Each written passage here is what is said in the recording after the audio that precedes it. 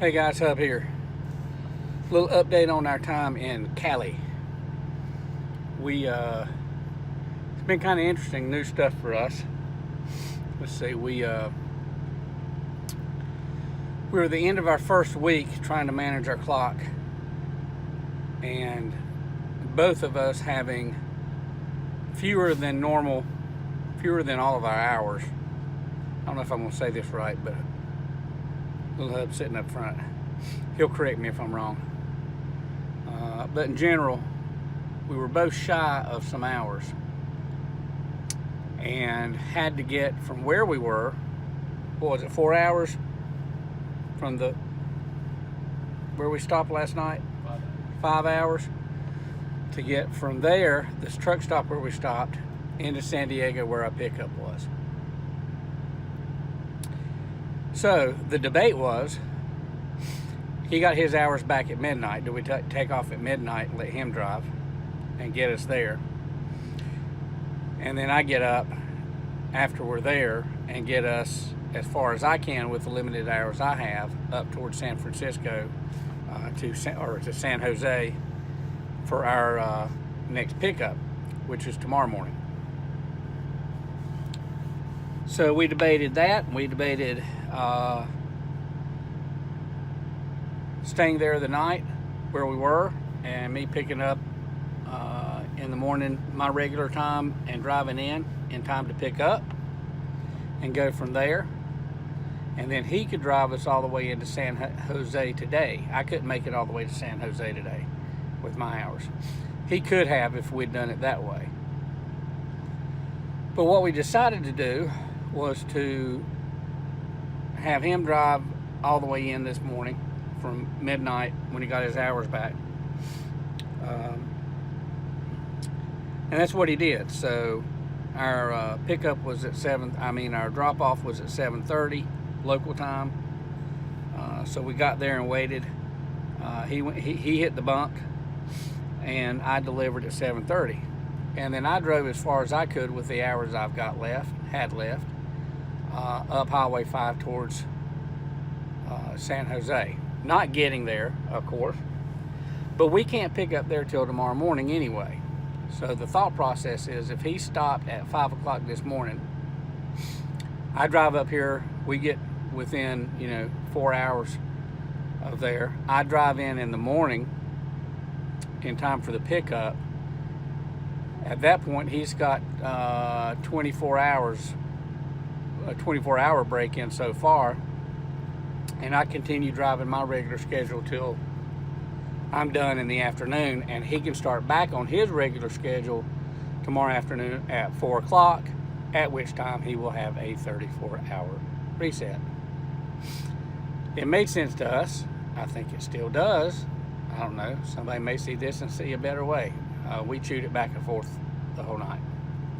For a while, anyway. Not the whole night, but. So we got there for the drop-off, and this old man gets out and opens up the door, and 5 to 10 boxes.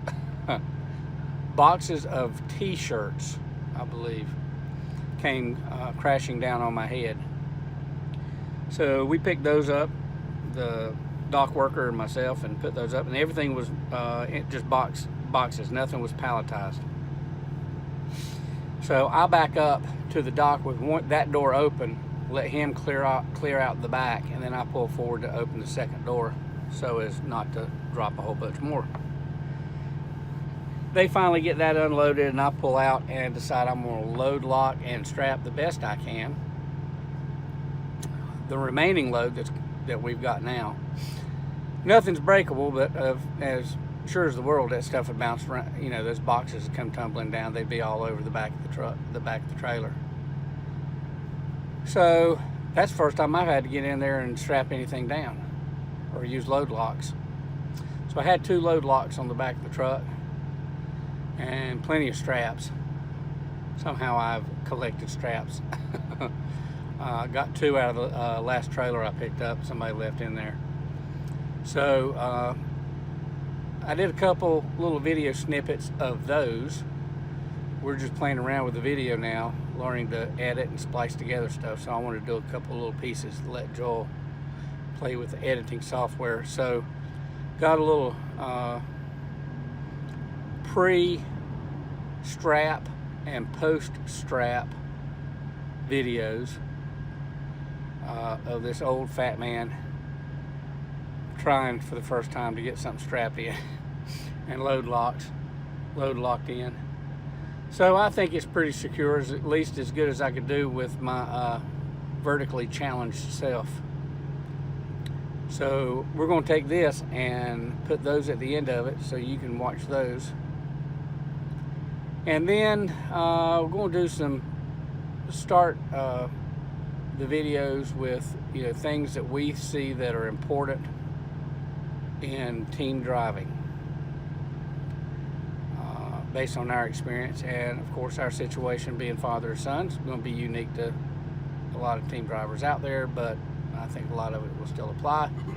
So maybe tomorrow or the next day we'll put together a video discussing some of the top things, at least that we think are important for team drivers in our thought process early in our careers. So with that, enjoy watching me make a fool out of myself in the back of the trailer. Hey guys, Hubbard here. Just thought I'd do a quick one on what I'm dealing with this morning, which is a first for me. I mean, it's not a first for most of you guys that have been in this business, but I've got a 2-stop drop.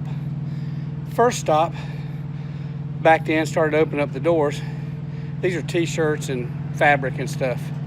And they had this not on pallets. So you see there's the second part of the load. Not on pallets, just boxed up. And it was about 2 feet from the door. So when I opened the door, I had about 10 boxes come crashing down on my head because they weren't strapped. And of course it was sealed when I picked up the load. So I didn't have a chance to strap it, but it was boxed out about 2 feet from the door. If they'd boxed it on out a couple more on snug with the door, maybe it wouldn't have fallen, but it had enough room to move. So I've got to take the rest of this load from San Diego up to San Jose. So I really don't want that stuff moving. So I put a strap across the top, but I'm not tall enough to get up there and get it behind that corner. So there's a lot of room for that to move.